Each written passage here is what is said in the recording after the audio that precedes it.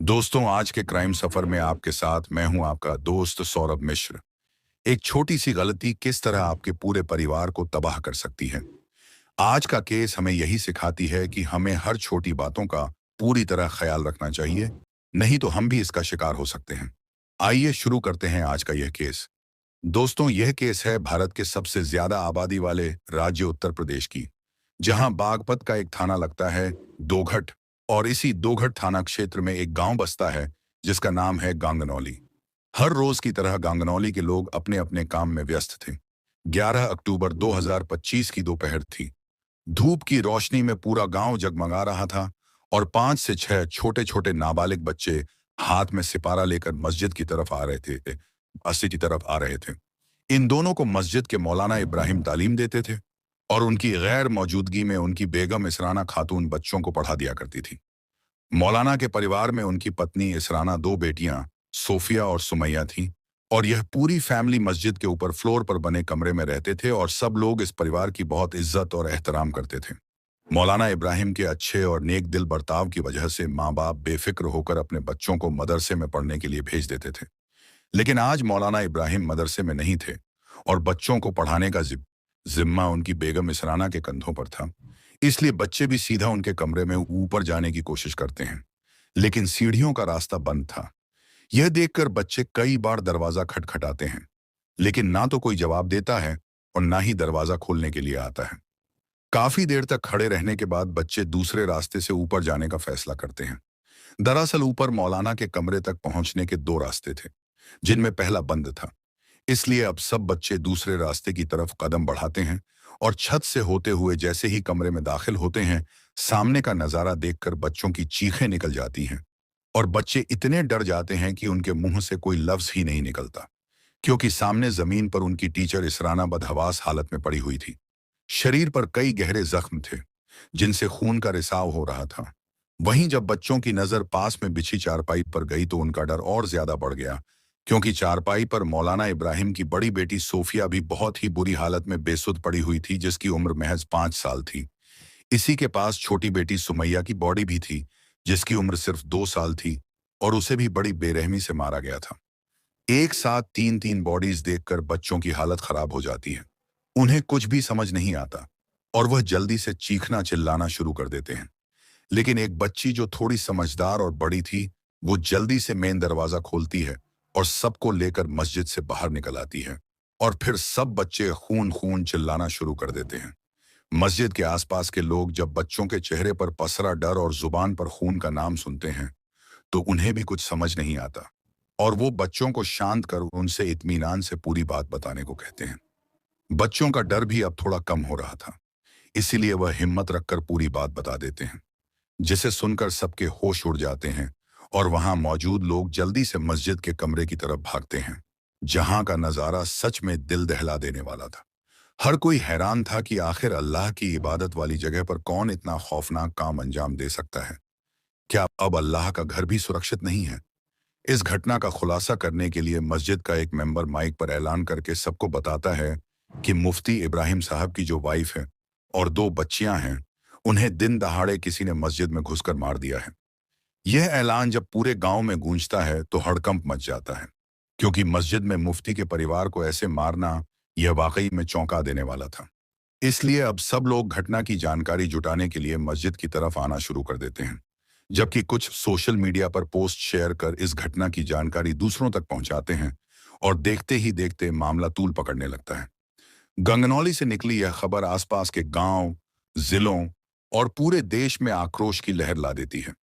अब क्योंकि यह घटना मुस्लिम धार्मिक स्थल में हुई थी, इसलिए लोग और ज्यादा सीरियस हो जाते हैं। मामले की गंभीरता को देखते हुए गांगनौली के कुछ लोग पुलिस को भी कॉल कर देते हैं और उन्हें पूरी घटना की जानकारी देते हैं। मौके की गंभीरता को देखते हुए दोघट थाना की पुलिस तुरंत शेखों वाली मस्जिद के पास आ जाती है, जहां पर यह घटना हुई थी। दोघट थाने के अलावा छपरौली, बिनौली और बड़ौद जैसे इलाकों की पुलिस भी घटनास्थल पर पहुंच जाती है, क्योंकि पुलिस को डर था कि कहीं इस घटना की वजह से धार्मिक विवाद न गर्मा जाए। इसलिए पुलिस टीम से लेकर बड़े बड़े अधिकारी भी मस्जिद के पास आना शुरू हो जाते हैं, लेकिन उन्हें बॉडी के पास जाने नहीं दिया जाता। गांव वाले पुलिस को घेर कर खड़े हो जाते हैं, क्योंकि उनके अंदर इस बात का गुस्सा था कि भला पुलिस प्रशासन होने के बावजूद कोई कैसे दिन दहाड़े इस घटना को अंजाम दे सकता है। ऐसे में पुलिस का होना ना होना एक बराबर है। इसी गुस्से में महिलाएं, लड़कियां पुलिस के सामने आ जाती हैं और उन्हें रोकने की कोशिश करती हैं। पुलिस के कपड़े खींचे जाते हैं और कुछ लोग इस पूरे तमाशे की वीडियो बनाकर सोशल मीडिया पर पोस्ट कर देते हैं। इधर पुलिस गांव वालों को शांत करने की कोशिश में लगी हुई थी, लेकिन गांव वाले पुलिस की बात मानने को तैयार ही नहीं थे। मौके की गंभीरता को देखते हुए मेरठ के डीआईजी भी वहां पहुंचते हैं और किसी तरह गांव वालों को समझा बुझाकर शांत करने की कोशिश करते हैं। डीआईजी साहब गांव वालों से जांच के लिए थोड़ा वक्त मांगते हैं और उन्हें यकीन दिलाते हैं कि वह जल्द ही पूरे मामले की जानकारी जुटा लेंगे और जल्द से जल्द आरोपियों को भी दबोच लेंगे। लेकिन इस सब के लिए थोड़े टाइम और समर्थन की जरूरत होगी। डीआईजी के समझाने पर गांव वाले शांत हो जाते हैं और पुलिस का साथ देने के लिए मान जाते हैं। इसके बाद पुलिस मस्जिद के ऊपर बने कमरे में जाकर जांच शुरू करती है और हालात का जायजा लेने के बाद तीनों मां बेटियों की बॉडी को अपने कब्जे में ले लेती हैं और फिर आसपास के लोगों से पूछताछ की जाती है, जिसमें कुछ लोग बताते हैं कि परिवार में मुफ्ती साहब की बीवी और 2 बेटियां थीं। अब ऐसे में सवाल यह है कि जब तीनों माँ बाप की बॉडी यहाँ है तो मुफ्ती साहब कहाँ हैं? यही सवाल पुलिस लोगों से पूछती है, जिस पर वह बताते हैं कि मुफ्ती इब्राहिम आज सुबह ही किसी काम से बाहर गए हैं और उन्हीं की गैर हाजिरी में यह सब हुआ। पूरी जानकारी लेने के बाद पुलिस मुफ्ती इब्राहिम को कॉल कर उनसे उनकी लोकेशन पूछती है, जिस पर मुफ्ती बताते हैं कि वह इस वक्त देवबंद में मौजूद हैं, क्योंकि आज देवबंद में अफगानिस्तान के विदेश मंत्री आए हुए हैं और उन्हीं के इस्तकबाल के लिए मुफ्ती इब्राहिम भी वहां पहुंचे थे और अब सबके साथ घर वापसी कर रहे थे। पुलिस उन्हें जल्द से जल्द घर आने को कहती है और इमरजेंसी का कहकर फोन कट कर देती है। कुछ देर में मुफ्ती इब्राहिम अपने घर आ जाते हैं और साथ ही उनके ससुराल वाले यानी उनकी बेगम के मायके वाले भी घटना की सुनकर वहां पर आ गए थे। इससे पहले मुफ्ती इब्राहिम अपने परिवार को आखिरी बार देख पाते मस्जिद में पहुंचते ही पुलिस ने उन्हें हिरासत में ले लिया और उन पर परिवार को मरवाने का शक जताया। दरअसल जब पुलिस ने पड़ोसियों से मुफ्ती साहब के परिवार के बारे में सवाल जवाब किया तो पड़ोसियों ने पूरी कुंडली खोलकर रख दी और बताया कि मुफ्ती साहब सांभली जिले के थाना कांधला के सुन्ना गांव से ताल्लुक रखते हैं और 2018 में इनकी इस राणा नाम की महिला से शादी करा दी जाती है, जो गाजियाबाद की लोनी नामक गांव की रहने वाली थी। शादी के बाद मुफ्ती साहब भी लोनी की ही एक मस्जिद में इमामत करना शुरू कर देते हैं और 2-3 साल तक यहीं रहकर अपने परिवार के साथ हंसी खुशी जिंदगी गुजारते हैं। उसके बाद मुफ्ती इब्राहिम लोनी से निकलकर बागपत के गांगनौली गांव में शिफ्ट हो जाते हैं और यहाँ इन्हें शेखों वाली मस्जिद के नाम से मशहूर मस्जिद में नमाज पढ़ाने का काम मिल जाता है। साथ ही परिवार को रहने के लिए मस्जिद के ऊपर बने कमरे में जगह भी दे दी जाती है। इस तरह मुफ्ती इब्राहिम नमाज पढ़ाने के साथ साथ बच्चों को तालीम देने के लिए नीचे मस्जिद में आते हैं, जबकि बाकी टाइम ऊपर अपने कमरे में परिवार के साथ रहते हैं। इस पूछताछ के दौरान कुछ लोग इस घटना का पूरा शक मुफ्ती पर ही जताते हैं। तहरीर में भी साफ साफ कहा जाता है कि मुफ्ती इब्राहिम ने ही अपने दोनों बच्चियों और पत्नी को मरवाया है। इसलिए यह घटना के ठीक सुबह पहले ही घर से निकलकर देवबंद पहुंच गए ताकि किसी को कोई शक न हो और इनके पीछे बदमाशों ने घर में घुसकर पूरे परिवार को खत्म कर दिया। अब क्योंकि सिचुएशन ऐसी थी तो पुलिस की शक की सुई भी मुफ्ती की तरफ घूम गई और जैसे ही मुफ्ती इब्राहिम घर आए पुलिस ने उन्हें पकड़ लिया। हालांकि मुफ्ती इब्राहिम को कुछ भी समझ नहीं आया कि उन्हें निशाने पर क्यों लिया जा रहा है। मुफ्ती इब्राहिम ने अपनी बेगुनाही साबित करने की कोशिश की और साथ ही कुछ पड़ोसियों ने भी उन्हें पूरा पूरा सपोर्ट किया, क्योंकि उन्हें यकीन था कि मुफ्ती साहब ऐसा नहीं कर सकते। इसलिए भीड़ ने पुलिस के खिलाफ रुख अपनाना शुरू कर दिया। मुफ्ती इब्राहिम को थाने में ले जाने से रोका जाने लगा और देखते ही देखते माहौल बेकाबू होने लगा, जिसे काबू करने के लिए पुलिस ने भीड़ की बात मान ली और सच जानने में जुट गई। पुलिस ने सबसे पहले मुफ्ती इब्राहिम का कॉल डाटा रिकॉर्ड खंगाला, जिससे उनकी लास्ट लोकेशन कॉल के बारे में पता चल सके। जब लोकेशन निकाली गई तो यह खुलासा हुआ कि इब्राहिम साहब तो 11 अक्टूबर की सुबह करीबन 8:25 पर गांव से निकल आए थे और फिर इनकी लोकेशन देवबंद की तरफ शो हुई। यानी जैसा मुफ्ती साहब और बाकी लोगों का कहना था, ठीक वैसा ही लोकेशन भी दिखा रही थी। लेकिन लोकेशन यह जाहिर नहीं कर रही थी कि मुफ्ती साहब बेगुनाह हैं या फिर उनका इस मामले में कोई हाथ नहीं है। पुलिस जानना चाहती थी कि क्या मुफ्ती साहब इन सब में इन्वॉल्व हैं या फिर वह बेकसूर हैं। इसी बीच पुलिस को पता चला कि मस्जिद में सीसीटीवी कैमरे लगे हुए हैं। हालांकि ऐसी बहुत ही कम मस्जिदें हैं जहां कैमरों को फिट किया गया है। इसलिए पुलिस को भी उम्मीद नहीं थी कि इस मस्जिद में कैमरे हो सकते हैं। यह जानने के बाद पुलिस फुटेज चेक करती है और देखती है कि 11 अक्टूबर की दोपहर के वक्त कैमरों को करीबन 30 से 40 मिनट के लिए बंद कर दिया गया था और इसी बीच इस राणा और उनकी दोनों बच्चियों की जान ली गई। यह देखकर पुलिस को समझते देर नहीं लगी कि यकीनन कैमरे बंद करने का काम उन बदमाशों का ही होगा जो जानते थे कि पुलिस सीसीटीवी कैमरों को जरूर चेक करेगी और उनका फंसना तय। इसीलिए उन्होंने कैमरे बंद करके खुद को बचाने की कोशिश की।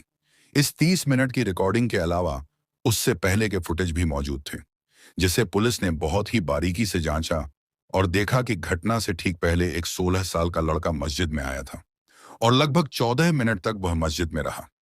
इस वक्त मस्जिद में ना तो नमाजी थे और ना ही सिपारा पढ़ने वाले बच्चे, क्योंकि हर किसी को पता था कि मुफ्ती इब्राहिम देवबंद गए हैं।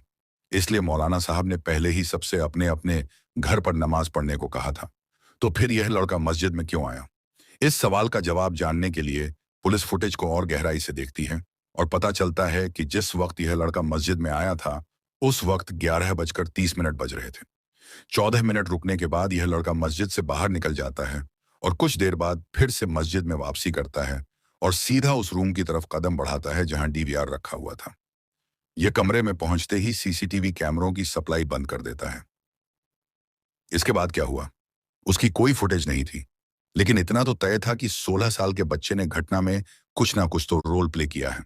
इसीलिए अब पुलिस इस बच्चे के पास पहुंचती है जो इसी गांव का रहने वाला था और अभी 8th क्लास में पढ़ रहा था और इस्लामिक तालीम हासिल करने के लिए वह मस्जिद में भी आया करता था। पुलिस बच्चे को हिरासत में लेकर उससे पूछताछ करके जानने की कोशिश करती है कि आखिर वह मस्जिद में क्यों आया था और उसने कैमरे क्यों बंद किए थे। यह सुनकर लड़का कहता है कि मैं तो बस ऐसे ही आया था। पुलिस उससे बहुत ही नरमी से पूछताछ करती है, लेकिन जब लड़का पुलिस की बातों को नजरअंदाज करने की कोशिश करता है तो फिर पुलिस अपने असली रूप में आकर उससे अच्छी तरह से सख्त लहजे में इन्वेस्टिगेशन करती है और पुलिस के हाथ में डंडा देखते ही लड़का रट्टू तोते की तरह पूरा राज खोलना शुरू कर देता है और अपने एक दोस्त, जिसकी उम्र करीब 14 से 15 साल है, उसका नाम रिवील करता है। वह लड़का भी इसी लड़के के साथ स्कूल जाता और दोनों साथ में मस्जिद भी सिपारा पढ़ने आया करते थे। कभी मुफ्ती इब्राहिम उन्हें पढ़ाते तो कभी उनकी बेगम। 16 साल का लड़का अपने दोस्त के नाम का खुलासा करने के बाद बताता है कि 11 अक्टूबर की दोपहर करीब 2:30 हम दोनों मस्जिद में आए थे, क्योंकि वह अच्छे से जानते थे कि मुफ्ती साहब गांव में मौजूद नहीं हैं, बल्कि किसी काम से बाहर गए हैं। ऐसे में उनकी फैमिली अकेली है और मस्जिद में भी किसी नमाजी का आना जाना नहीं है। इसी मौके का फायदा उठाकर दोनों मस्जिद के अंदर दाखिल होकर ऊपर कमरे की तरफ बढ़ने लगे और जब इनकी नजर बिसौली पर पड़ी उसे तुरंत उठा लिया। दरअसल बिसौली राजमस्त्री का हथियार होता है, जिसके एक तरफ हथौड़ा होता है और दूसरी तरफ नुकीली चीज जिससे पत्थर वगैरह तोड़े जाते हैं। इसी खतरनाक हथियार को यह दोनों उठाकर कमरे की तरफ कदम बढ़ाने लगते हैं और किचन में जाकर वहां रखे चाकू को भी उठा लेते हैं। जो 16 साल का लड़का होता है वह चाकू को हाथ में पकड़ता है, जबकि 14 साल का लड़का बिसौली को ले लेता है।